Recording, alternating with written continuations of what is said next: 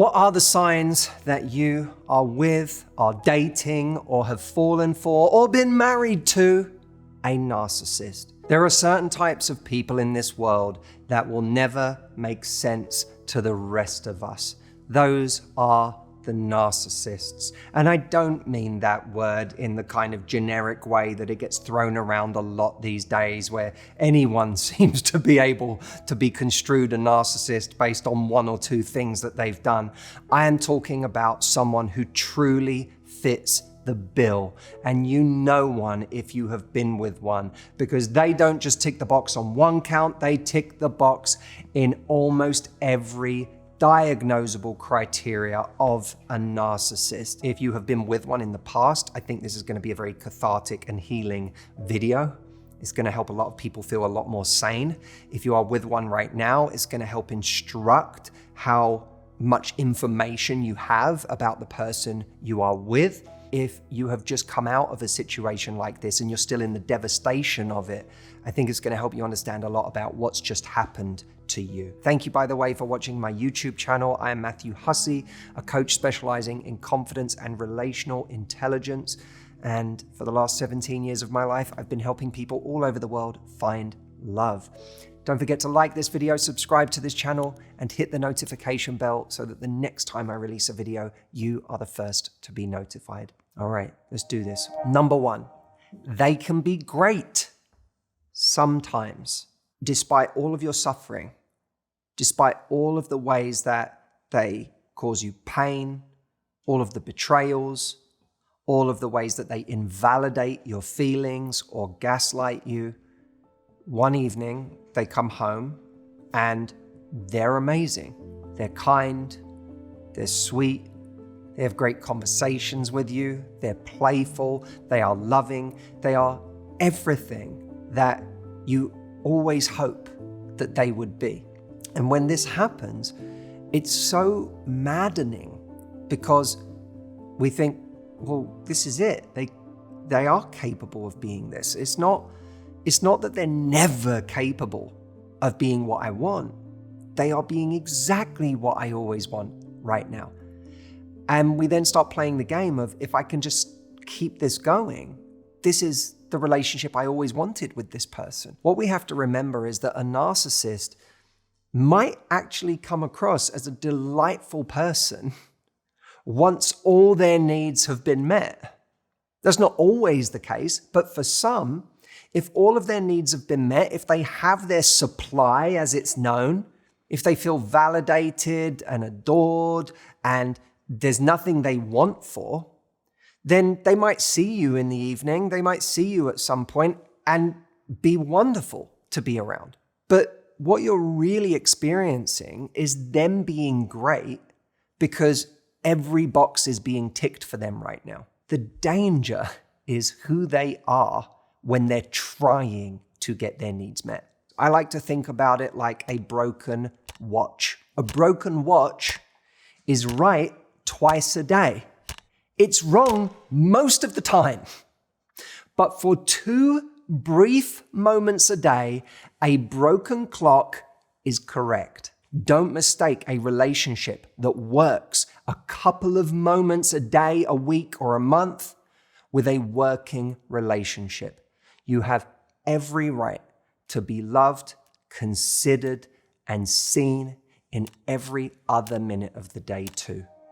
Number 2, your empathy for them gets you worse treatment, not better treatment. The very quality that can make us so special, our empathy, our compassion with people, our ability to truly see behind what's going on with the person, or to understand, to see them at their core, not to just blame or judge on the surface, can actually be the thing that gets weaponized against us. Think about, in a relationship like this, how often you end up forgiving someone. Well, empathy is often the horse that forgiveness rides in on, right? Empathy is the thing that ushers in forgiveness. When we understand someone, when we know their story, when we are able to see the hardships that they've endured in their life, the things that they've been through, that maybe it feels like uniquely predispose them to this bad behavior, to treating us this way, it breeds a kind of sympathy, maybe even a kind of pity. God, they've had it hard, they've been through a lot, they can't help themselves. And that empathy is what allows us to keep forgiving someone, to keep making allowances for their terrible behavior in the present. And of course, when we finally say enough is enough, that person will often shame us, shame the part of us that wants to feel compassionate by saying, how could you? How could you leave me? How could you judge me? How could you not forgive me? You know me. You know what I've been through. You of all people I thought would understand. In those moments, their story and all of the reasons that we should see them as sympathetic can get weaponized against us using our empathy, which is something we pride ourselves on. So we have to be extremely careful of that. But the real insidious part of this is that one would think that the person who lives on this island with the narcissist, who gives them the most sacrifice, the most compassion, the most empathy, would be the person that they treat the best. Sadly, the person living on that island with them is usually the person they treat the worst. For a narcissist, our empathy isn't seen as some beautiful quality that signifies our value. Our empathy is seen as their ticket to doing whatever they want. It is seen as their perpetual get out of jail free card anytime they want to get their needs met in any disrespectful or terrible way. And they know at the end of any terrible behavior, they can always rely on, and because of their entitlement, expect forgiveness. Number 3, they are able to move on impossibly quickly after something terrible they have done to hurt someone they love, which may mean you. I want you to think about the things that this person has done to hurt you. And as a thought experiment, I want you to now imagine that you had done any of those things to them, that you had caused that kind of hurt to someone you love. How long would it take you to move on from that? You, not them. How long would it take you to move on from that? How hard would it be? How much work would it take for you to forgive yourself, for you to let go of any shame that you felt, any guilt that you felt at having done that, any anxiety that you felt at having been what you might think of as a bad person?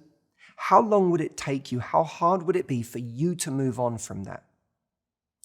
Then consider how easy it was for them to move on from that. Many narcissists will never apologize and expect you to move on. But even the ones that can apologize will often expect that once the apology has been issued, the situation is over. And if you continue to have any feelings about the betrayal that you've been through, the pain they've put you through, the hurt they've caused, they will start to become incredibly impatient or even angry at the fact that you are still making a big deal out of it. Why are we still talking about this? I thought it was over. Their response is devoid of compassion. And by the way, that doesn't mean that they won't grovel in the beginning or perform grandiose gestures in order to win back your good graces, in order to prevent from losing you. They're only doing that in order to get back to the status quo so that they can get back to getting their needs met, so that they can get their supply again.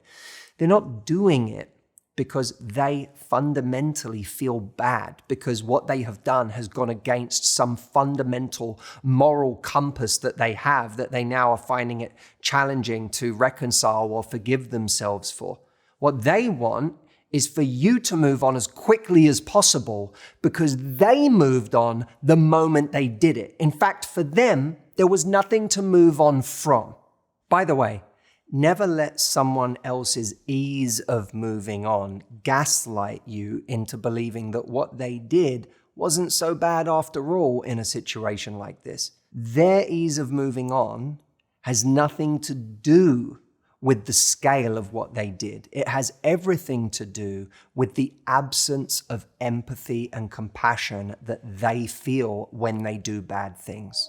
What's up, everybody? Sorry to interrupt my own video. I just wanted to let you know that we only have 35 spaces left for my live retreat in Florida this September from the 9th to the 15th. If you want to spend 6 days with me, getting to know more about your story, helping you through some of the deepest things that you want to work on, this is the place we do it. It's only happening once this year, and this is your chance to get on board. So go to mhretreat.com, grab one of those 35 places before they're gone, and I hope I will get to see you there. Back to the video.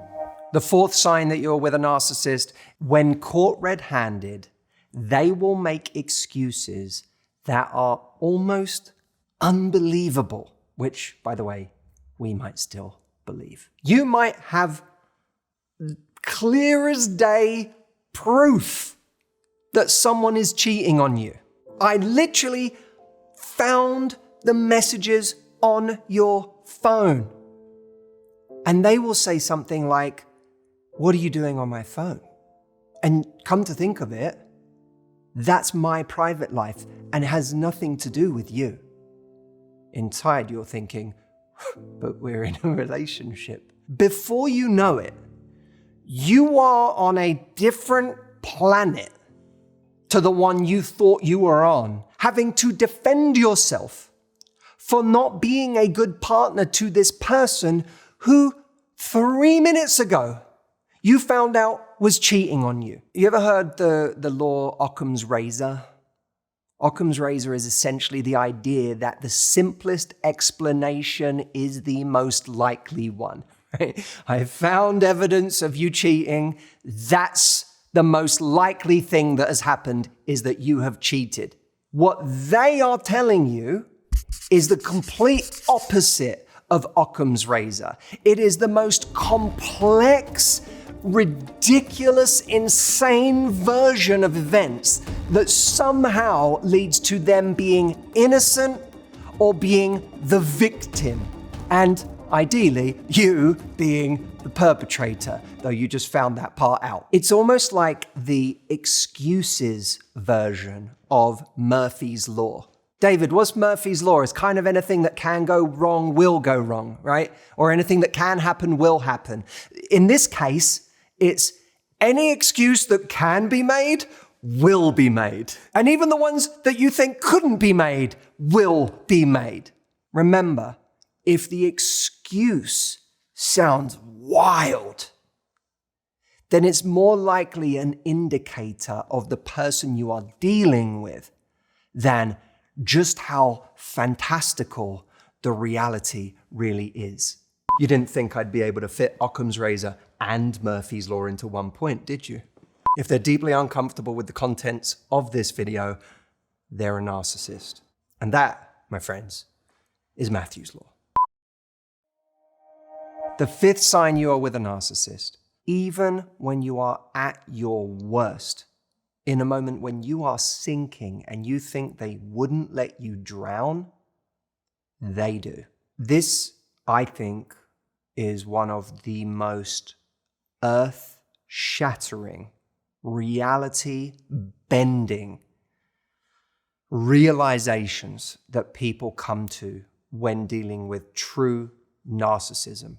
They may have seen bad behavior over time. They may have seen it consistently, reliably, predictably. But there's something in the back of their mind that tells them, yes, but if I was truly in trouble, if I was really on my worst day, this person would be there for me. Of course they would. We've been together all this time. We have history. I've sacrificed so much for them. I've always been there for them. We are lovers. We love each other. At the end of the day, we are like this, despite all of the chaos on the surface and all of the friction in our relationship and all of the challenges we've had. At the end of the day, we are there for each other. And in a sense, it may feel like we never truly put that to the ultimate test until something dreadful happens in our life, until something goes truly wrong. It might be a point of financial devastation. It might be at the point of a health diagnosis. It might be a time when your life falls apart in some very real way with your family or your mental health. That you believe that in that moment, when the chips are down, they'll throw you a life raft. They'll be there for you. And in that moment, you watch as you're going underwater and they're not there. They stand by either with indifference or with excuses. In short, you cannot know the extent to which a person like this will abandon you in the key moments until those devastating moments actually happen.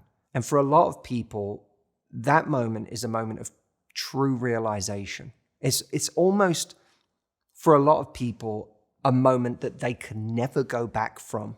They will never forget that in that moment, when they were drowning, the other person did not save them. And you can't unknow that. It's almost like we can't bring ourselves to believe that we're in a relationship or married to an alien. And some people are watching this and it applies for them with a family member or a parent. But it's hard to believe that this person that you have been wed to in one way or another is actually an alien to you, who does not operate by the same set of laws in life. So we still identify with them. And we say, no. When it really goes wrong, they'll behave like I would behave. And that's the mistake, is that right up until total devastation, we still believe that they will behave like us. But they will never behave like us because they don't operate according to the same set of laws. By the way, don't ever shame yourself for feeling like a fool when it comes to this.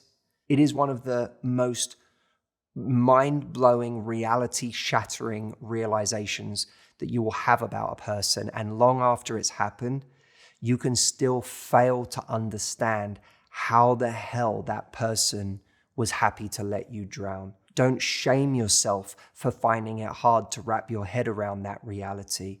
The fact that you can't really wrap your head around that reality is a sign of who you are and your character and just how different you are from them.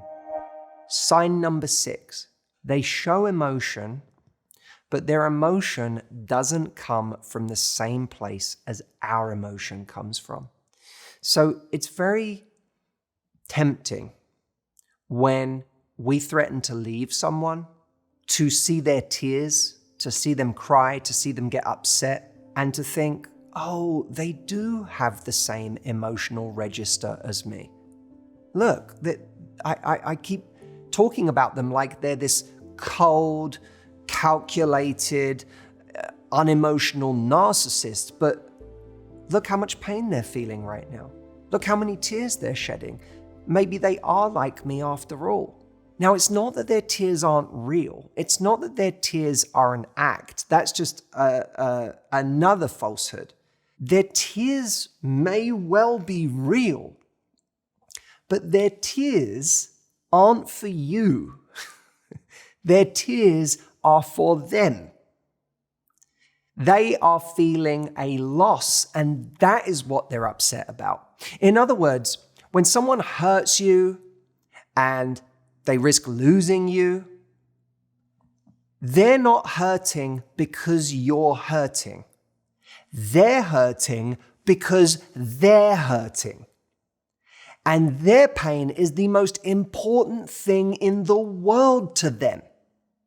So they are capable of feeling immense pain, but we mustn't mistake it as having the underlying foundation that our pain has. When we feel pain, it's often from a place of having caused someone else pain. Our pain is our guilt. Our pain is our self-loathing. Our pain is our self-admonishment that we could have done something like that to someone.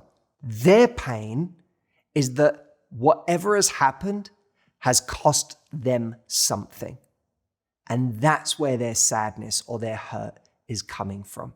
Don't confuse tears that are over you for tears that are for you. The seventh sign that you are with or have been with a narcissist is how quickly and seemingly easily they can discard you once it's over. It is another shocking realization. I feel like every narcissistic relationship is a sort of a series of shocking realizations to wrap your head around. And in many ways, the final shocking realization that people have is that this person that they thought once they finally left the narcissist or once they finally stopped giving in to them would continue to hurt or would in some way continue to do the right thing afterwards or continue some strand of connection, how easily that person severs all connection with you. How they can seemingly just move on as if you never existed.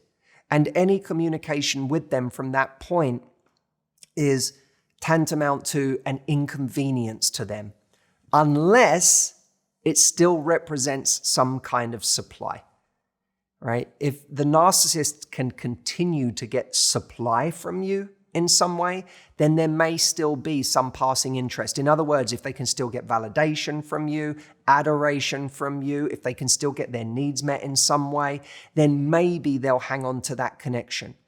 But the moment you refuse to be their supply anymore, which means having boundaries, having standards for yourself going forward, the moment you are no longer supply, they discard you as if you never existed. And for people who have so much history with someone, in many cases have built a life with someone, or been raised by someone, or raised someone, the idea that that person could just cut them off and move on to another life at lightning speed is the most disorienting, bewildering thing.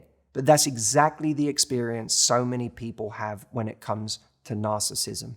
This can have the effect of being almost this like kind of exit gaslighting that happens on the way out. This feeling that this situation that has gaslit us all along on one level or another, this is like the final gaslighting, is that I made the whole thing up. I thought we were soulmates. I thought we were this couple that looked out for each other. I thought we had a marriage that meant something at the end of the day after years or decades of being together, and seemingly it counted for nothing. It is like it was all just a hallucination of my own. Whatever they thought of the relationship or how different it was in their mind to how it was in yours, your love was real. The relationship may not have been in the way that you thought, but the way you loved and the ability you had to love them, your feelings for them, were real. And the beautiful thing is you can now take all of that you still have because it's yours. No one can take that from you. And you can point it in a direction that deserves it this time around. And I don't care how late in the day you have told yourself it is for you in life. I don't care what season you are in. It is never too late while you are still breathing to take all of that love that you have and to point it in a direction where it will do good and blossom into something beautiful for you and for somebody else. If you enjoyed this video, leave me a comment. Let me know what it meant to you. The feedback on these videos means a lot to me, and it helps me direct future videos. It also is encouraging to me to know that people are out there and that you heard it and that it made a difference to you. I wanted to give you something as a gift from me today. I have created a free and very practical guide for communicating bold standards. In many cases, standards you may have never communicated before. And when we've never communicated them before, we need to learn the language of them. What does it actually look like to communicate these new standards that I want to have in my life?